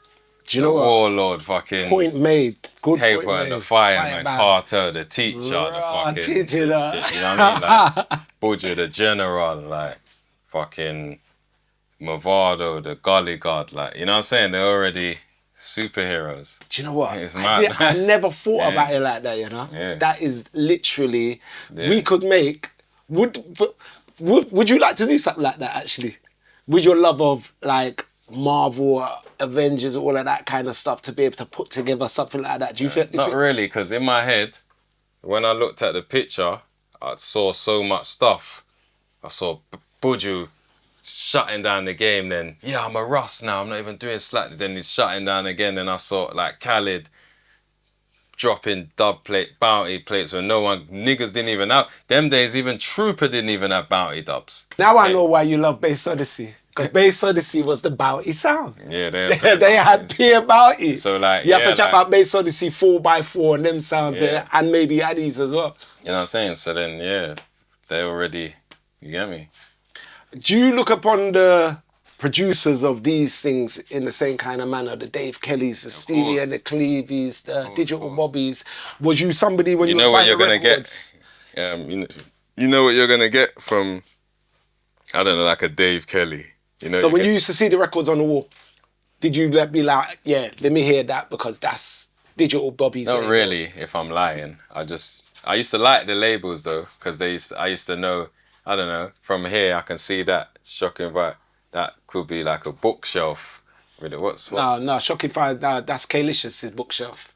Shocking Vibes is like Corduroy and all the rhythm, them kind of like, rhythms. do you know what I'm saying? When I used to see, when I used to go through certain songs, I would know, this is my lit part of the selection, because you'll see that label, like when I saw the BrukOut and that, you know what I mean? Yeah. Or even that, or like, but yeah, some. So when we talk about rhythms, I can tell you some of my favorite. Yeah, so that's one of my favorite. What was this called again? Hot Wax. Hot Wax. The Frog. I used to love the Frog rhythm. Frog rhythm. I used to love that rhythm because I heard that rhythm for long before it got released on the sound tape. It was a dub plate for long, like so bare songs I would hear before, and then the Faith. I used to love the Faith, and then Renaissance. When they played it, it sounded harder. Do you remember Renaissance used to play the Faith, and it used to sound like more? What I used to love. Do you remember that though? When they used to play it, it used to sound like more. Like they remixed it probably, or re-engineered when I spoke to Jazzy, he said that's the original. That's the maddest thing. That's the original that did it. Yeah, like Showtime, one of the coldest.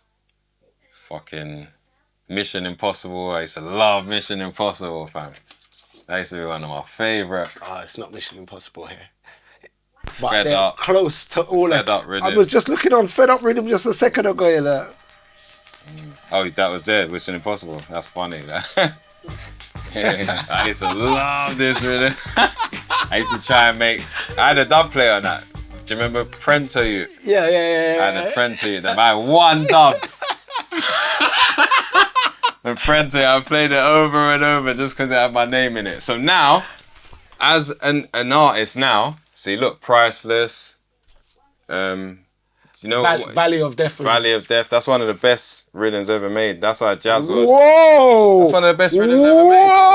Valley of Death, bro. Whoa! That's big statement. That's one of the best rhythms ever made, bro. Jeez. Edit for Jazzwan. You know Jazzwan's gonna lift that stuff. He knows. I've told him personally. Seriously.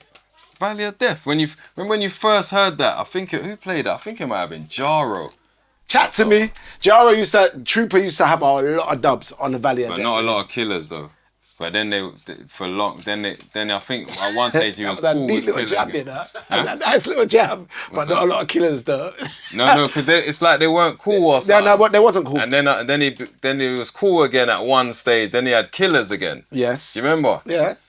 But yeah, but when I first heard The Valley of Death, it was a dub, and it was like the intro for long, and Killer was talking like mumbling. Yeah, I'm gonna ride him through the west, I'm a bulletproof vest. And I was like, oh my god! And it's just all you hear is, and I was like, oh my gosh, this is mad.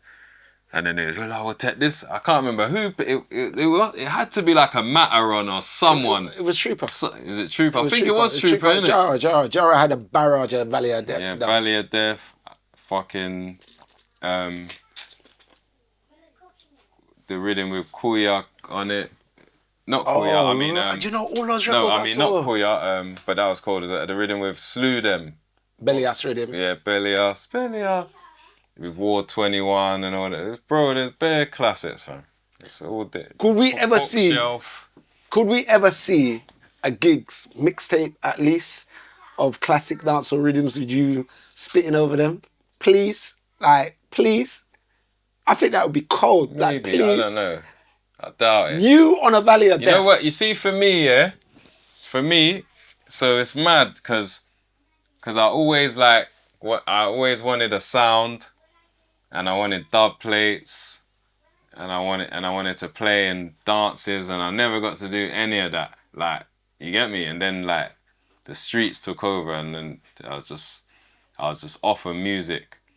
Then obviously went to jail, came out, then I became Giggs the musician. But so I missed all of that. Do you know what I'm saying? And like how some people go back to school and then, go and do exams again. But then afterwards then I've made the big name, and then now I've got like personal dub plates because I've got like fucking me and Popcorn unrolling our with water. Then he's saying Giggs run up on SM1 bomber clock man. So I've got personal one away dub plates. What was made for me, bro? Like, do you know that one? So I've actually, and now I perform these songs, and you know that one. So I've got personal dubs. I've got Bounty saying Giggs. I've got fucking Jay-Z. I'm like Addis. Like, I got fucking Jay the Kiss to fucking like all the dancehall, the biggest America, like with songs combos, collaborate with songs made personally for me. So now everything I wanted, I got in one in the maddest way. You know what I'm saying? So I'm just grateful. I wanted to take the song that we got with Michael Rose that's not released as yet. Even like look, Michael Rose. I wanted to take the intro off. Boss, I wanted to like legal shot, like Michael Rose bigging up Giggs. There's an intro on there, so even some of the songs start like dubs. Landlord Giggs. Yeah. This is Michael Rose, the Grammy. This is like a dub, alongside the and because it's Michael Rose. Pause it. Because it's Michael Rose. It's like a trooper dub. You know what I'm saying? Like with I wanted to take the intro off. He goes, "Are you mad? Are you mad?" I probably said, yeah. Like, are you mad? Just, you know what I'm saying? For me, that's like a dub. You know them ones that I'm gonna wheel up that part. Like, so you hear the wheel up of the acapella. You know them wheel ups there. Like when you play the dub, Wallan, that's where that and all that. Like, you know what I'm saying? Like, so I've got everything I want in my career. That's why. Why don't you build a sound then? For why what? Don't you invest in some I am youths? The sound. Invest in some youths. It's because it's not, sounds culture ain't like that again, bro. When's the last time you listened to Sound Clash? Yes. For what? Like, I don't even think dancehall's the same again. Like, it's not like it used to be. Like, for me, anyway. It's fair enough you could say that. Yeah. What do you think is the differences? Do you miss the rhythm culture? Do you miss the sound system? I don't miss anything. Because I like the way dancehall is still. I like Skilly and fucking and Skeng and Ras Clark, Popcorn and like even down to artists like Projects and you know what I'm saying. Like I love it all. You get me? But I don't know. It's not like it used to. I don't know. Or Maybe is that's that- is it- nostalgia. That's when I was. That's what I growing was just up. about to say. It's nostalgia. You know what I'm saying? When Like, you was so, cutting your teeth in the yeah, streets, but growing up. the songs now are still cold. You know what I'm saying? But so, yeah, I'm just grateful to just be in music, and you know what I mean? How do you feel seeing the resurgence of Jamaican music right now? 'Cause it's definitely in a fabulous space right now. Last couple of years, it wasn't really in that space, but since the new youth set have been doing their thing, from the Skillies to the Skanks to the Valiants, they got the traction amongst a younger audience, and then we've seen Cartel come. We've seen Bounty out. And put everything in order. Yeah. Cartel put everything in order. If you really check it. And then, like, obviously with the time as well of people getting involved, like, I don't know, someone like who's behind the scenes who you wouldn't even know, someone like Mo, who works with Swiss, she manages Swiss. Yeah. You know Mo. Yeah. Like, she's like brings a lot of structure into it as well, and like an order. You know what I'm saying? Like, so it's all like the timing of everything, innit? I think that's one of the things that is missing out of the music was the system and the structures. Yeah, structure, like. And you're a man that's been in the mainstream, so you know about systems and structures. Yeah, and Jamaica didn't have no structure forever. It's only probably got structure now. You're only seeing Yardman Rich now. Like, Rich how they're supposed to, like Skilly, he's a superstar. You know, they were like Bounty, Beanie, they've always been superstars, but there was just no structure in like dancehall culture and business. You know them ones that. And then even if someone did try to do business, they didn't understand dancehall to do business. You know what I'm saying? Like, now the structure is there really, like, and everyone wants to do proper business now, and people respect it. And then Cartel comes out and he's showing, man, what? We're super. I've even learnt a lot from Cartel coming out now. Even to this day, Cartel's teaching. The teacher's real. That's a real name. You know that, like, even before Drink Champs, man say, oh, you should do Drink Champs, man. I was like, nah, man, they don't really know me in America that well, like, yet to do it. Then I was seeing Cartel do it, and Budget, but they're bringing their culture over. We don't care if you don't know our thing. This is our thing. We're already legends. Like, we bring it. You know that helped me to go. Yeah, like, I was like, raw, like, for real, man. I'm a legend. Like, bro, yeah, let me bring that over. These, you know them ones. And then I brought, and then educated, like, you taught me, right, you need to educate. You need to go on the big platforms and educate. Like, you know them ones. Like, you know what I'm saying? Yeah, in the comments for the Drink Champs, that's one of the things that I saw the most. That Giggs is telling them, you can't put that person with that person. You can't put that with that. It doesn't merge. And people were actually saluting you for your Cartel knowledge. That showed me, you need to go and bring UK culture and educate, like, you know what I'm saying? Like, so. Oh, have you spoken to Cartel since you've been out? I've never spoke to him ever. Seriously? No, never. I bucked him once, and then he was reasoning with someone, so I just fell back. This was before he even went jail. Okay. Yeah. Because, like, them man, like, it's different, innit? It's dancehall, like, them man, they're a real general bad man. Well, that's at the beginning. You know what I'm saying? So, like, when I first met you, I didn't want to run in. You get what I'm saying? I didn't want to run in. So in the same manner that you don't want to run, because we're from the streets, Giggs. Yeah. So you know, you don't want to match a style. But it's just it's not even about that. It's just respect. Like, I was with some Tivoli shower man, bad man, when I went to Link Cartel. Serious. You get me? Like, and then it's like, yo, am I reason? And I was like, alright, cool. Fell back. That was it. These are real G's. You know what I'm saying? I was just grateful to even see him. That's like my story, right? I met Carter. Like, I didn't exactly meet him, but you know what I'm saying? Like, that was enough for me. You know what I mean? How do you find Jamaica? I saw you in Jamaica when it was Bounty Killer's 50th. I saw you at the birthday party in town. How do you find Jamaica overall? Nah, that's home, innit? Like, you know what I mean? Man loves Jamaica. Do you just feel 100% comfortable, relaxed? Of course, man. I used to go to Jamaica when I was a youth. Like, my mum, again, brought me to Jamaica. I remember we went for like 7 weeks once when I was a youth. Like, she took me out of school, everything. I can say that now, innit? Like, you know. I remember we stayed in Ochi, then I used to stay in Bogwalk, in St. Catherine. That was real country. Yeah, it's St. Catherine town. It's kind of country, innit? No, it's country. Yeah, like Bogwalk. I was up by BrukOut the other day. That's where my first girlfriend ever was from BrukOut. Seriously? Your man's skin at Jamaica? Tammy. Bless up, Tammy! Your boss at Jamaica! Man, kitchen's practice in Jamaica, you know, blood. Yeah, that was my first girlfriend. Baddie as well. I couldn't believe I was getting a baddie like that. You hear me? She moved to me. You know, yard and that. You hear me? Can you see yourself living out there? In Jamaica? Yeah. Yeah, cool. I think when you're successful, you don't really live anywhere. That's how I feel like, you know what I mean? You just live where you need to be. I got a yard here, yard in America. You know what I'm saying? I'll probably have one in Jamaica, Barbados, everywhere I like. You know what I'm saying? Like, you get me? So I don't really... People say, where do you think you're going to end up? But I don't even know where I live now. Right now, like, even now, I'm going to take the kids back with me. I'm going to take the kids back with me to the States for like a month. Wow. Yeah, like, so... And then we're going... Because we've got bare family down there.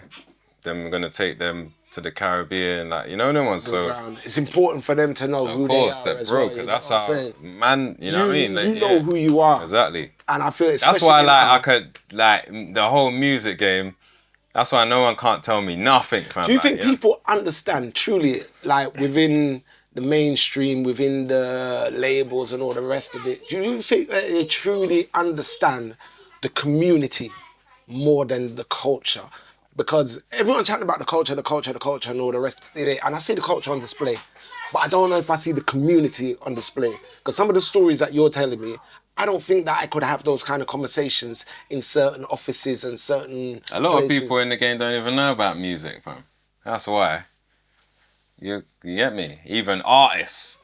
That's why a lot of, like, and you can tell from their music, you can tell, man, they don't know music like that.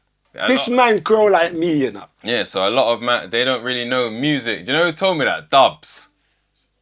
You know Dubs, the artist who made Pain is the essence. Okay. He says, yeah, do you know what?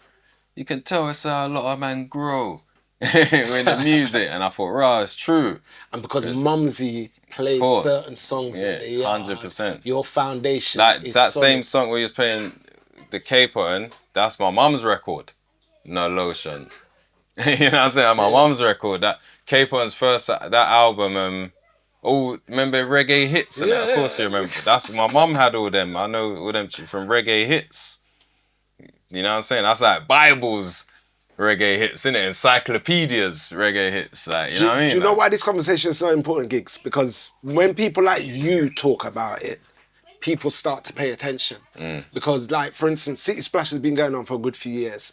But it's only when certain people started to go there, all of a sudden, the rest of the industry woke up to say, oh, City Splash is actually a festival that you can put alongside other festivals. Because we're just getting superstars now 100%. In the structure, like we said, Popcorn and Skilly and that, like, you know what I'm saying? It's just getting that now, so...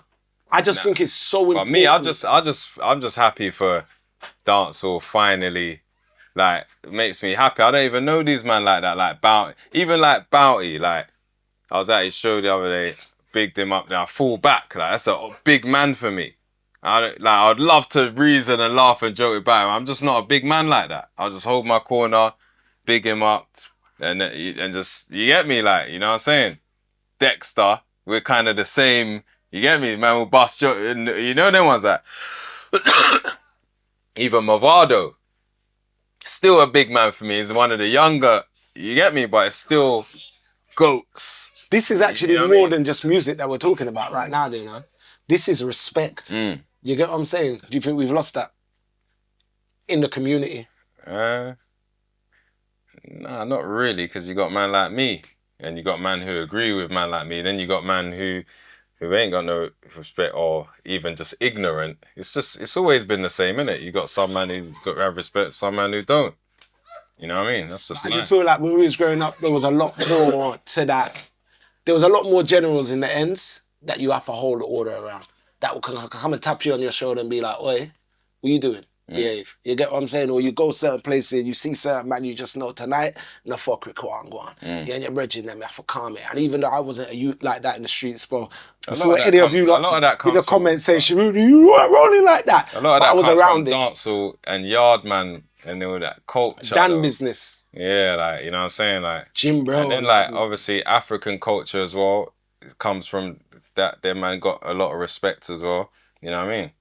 So, like I said, you got some man who have it and some who don't. It's just depends on the individual. You know what I mean? But me, I just stand up for the real. You know what I mean? We've discussed a lot, but the one thing we haven't discussed, and I'm gonna see if you got any pictures actually, was you a Bali Viking linen suit, click suit guy back in corduroy. You had the corduroy click suit, yeah? All of that. And you see me with the dice, with the Quincy. Yeah. The I remember the one with the lean haircut and all the rest of it, but did you continue that though? Because if you was doing this for real, you got to have that outfit. Not really, because obviously then I grew up into being an Englishman, like a London man. Because we're still London man as well. You know what I'm saying? Like, when you really get into, yeah, man's from London. You know what I'm saying? Like, you get me? Where was you born? I was born here. Yeah, like, we're still, you still go to the chip shop. Of course. And get a portion of chips. Like, we're from London. Of course. You know what I'm saying? So we got the culture, like... I think, because you have to remember, even though we're chatting about Bounty and all of them, you have to remember, we had Sweetie Irie, we had... Like I did that, Print. We had General Levy, we had Top Cat, we had Tenor we had all of them to look up to. But the Bag of Worries from England. Or is that young? I think he could have been from there. No, might be England. Yeah. That's what's on the Bag of Warriors do again? Is it Tad Hunter? Do you remember Tad? Yeah, Hunter? that's Ride the Punani and all of that, isn't it? Remember Tad Hunter? Yeah, they're all from Don't Northampton. do it. Yeah, you're suicidal. Don't do it. You know that tune. Don't do it. Or you end up in a mental hospital. You don't know them. But here, though, I know you don't know it still.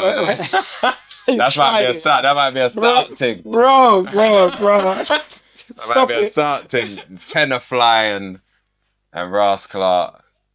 Well, we had Sweetie and all of them. Yeah, Sweetie. Tenor. Tenorfly's South. He's South. He's South. Fucking. Because I know with them, man, because my brother's dad used to sing. Mike Anthony. Do you remember Mike Anthony? Yeah, that's the singer. My brother's dad. Oh, seriously? The Lovers Rock singer? Yeah, Mike. Oh, for real? That's my little brother Stefan's dad. Oh, raw. Look at that. So that's all another. But that's how I've kind of... So that's why I had bare records as well. So... From Mike, like, you get me? And he used to bring... So when I used to go to them things, I was going with my mum and my brother's dad. Yeah. You get me? But my point that I wanted to make was that I feel that we saw a little bit of lull of the Caribbean culture when you guys became so fucking potent. That you guys were so good at being Black British that we lost all of that talent. So could you imagine if you, Kano, Wretch, all of them man, they were dancehall artists. Could you imagine how wassy that would be, bruv? You know what I'm saying? All of the man them have shone the light on dancehall though. Like, look at Bizzle Oi. That's a yard thing. Yeah, but not at the beginning. People weren't making those connections. Oi, that's Bizzle's first big tune. Yeah, but people weren't making the connection. What do you mean? That's got K-Potting on the beginning. More fire, blaze the top. Play Oi right now. It's got K-Potting on it. And the rhythm is a yard rhythm. Doom, doom, doom, doom, doom, doom.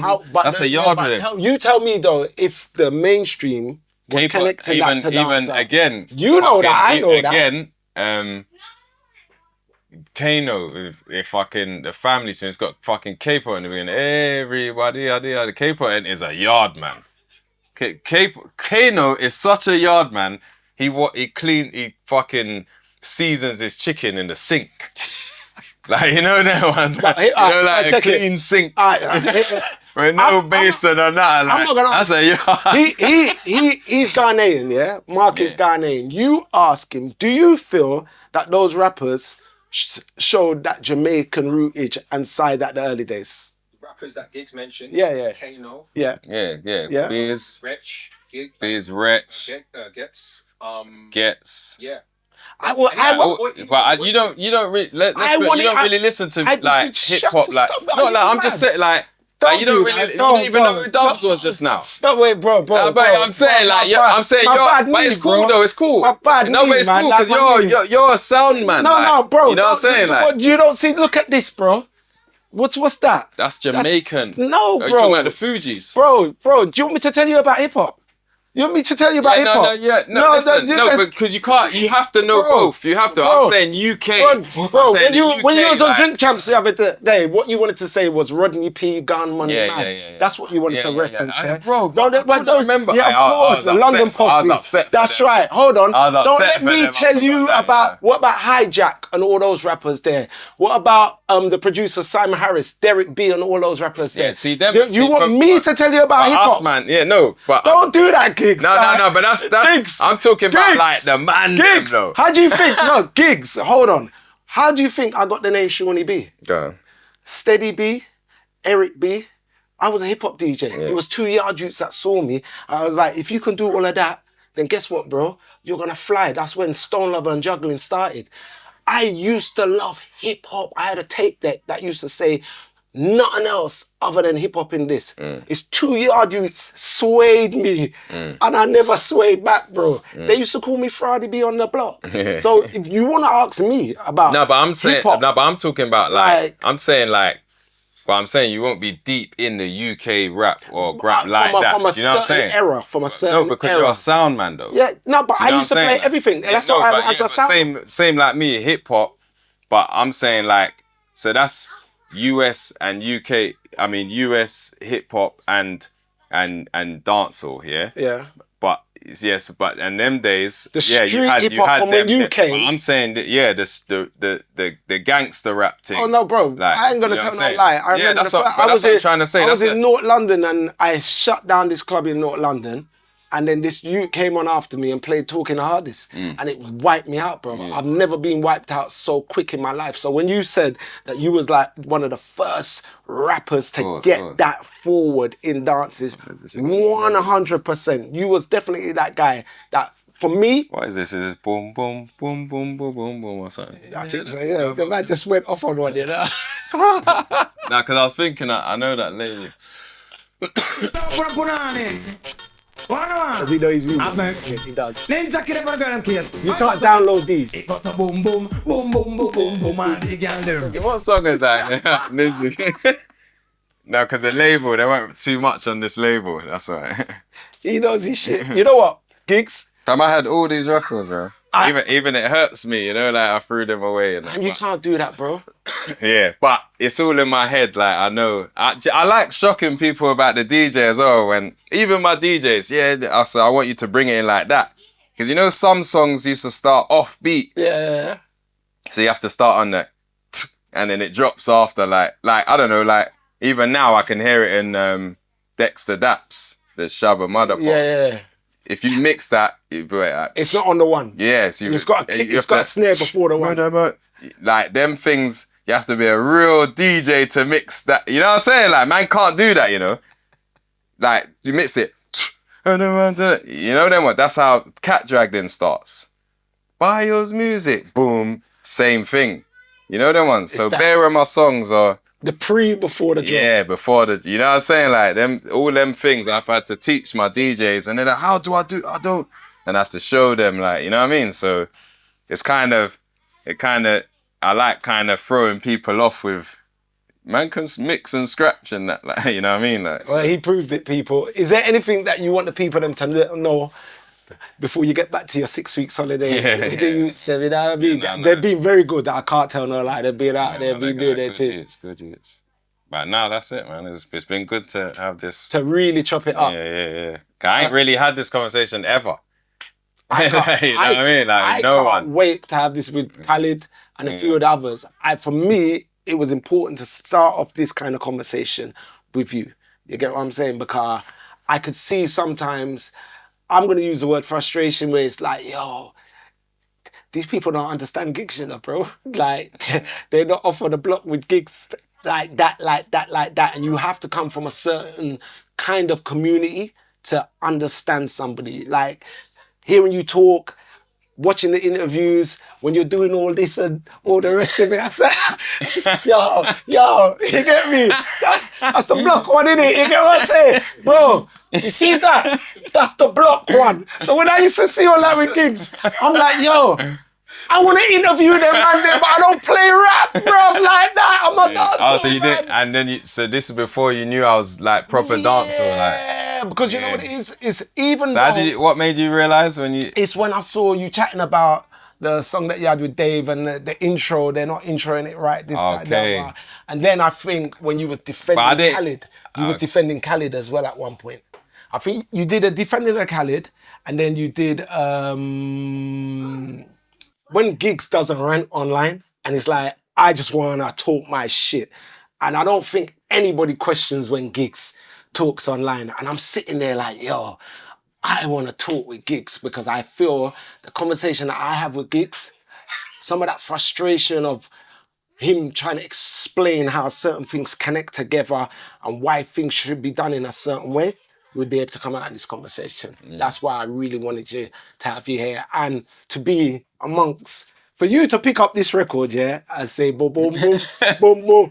He knows his shit more than nothing on the RS star. Racking my brain. What ninja From the time we sit down, he's sitting there, you know. Nothing Uno don't know these things, yeah? Understand, yeah? It's a library that I have in my studio. I would never, ever sell these. You see these? Of course. This is my son's inheritance, bruv. Because you see that one single there? That's probably worth a tenner. So this pile right here, sir, yeah? Not even that, just the memories is what it's worth. Bro, I saw even better than record, I can tell they're scratched because they're just not in the case. Yeah, but they still play though, they still play. You know what I mean? Giggs, I sold sandwiches at school for this shit, bro. You get me? I used to take my school money and buy records. You get what I'm saying? We would count Sometimes these. I wouldn't eat. You wouldn't eat, I wouldn't have lunch to go and buy. I never take out girl. And that's one record, Giggs, £2. I never take out girl.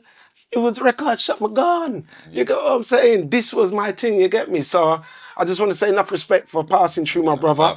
And please make sure you do Tony Matarazz dubs. Because if you don't, we're all in trouble, bro. We're all in trouble. I didn't say he's not gonna. That's it. Next week. Bad.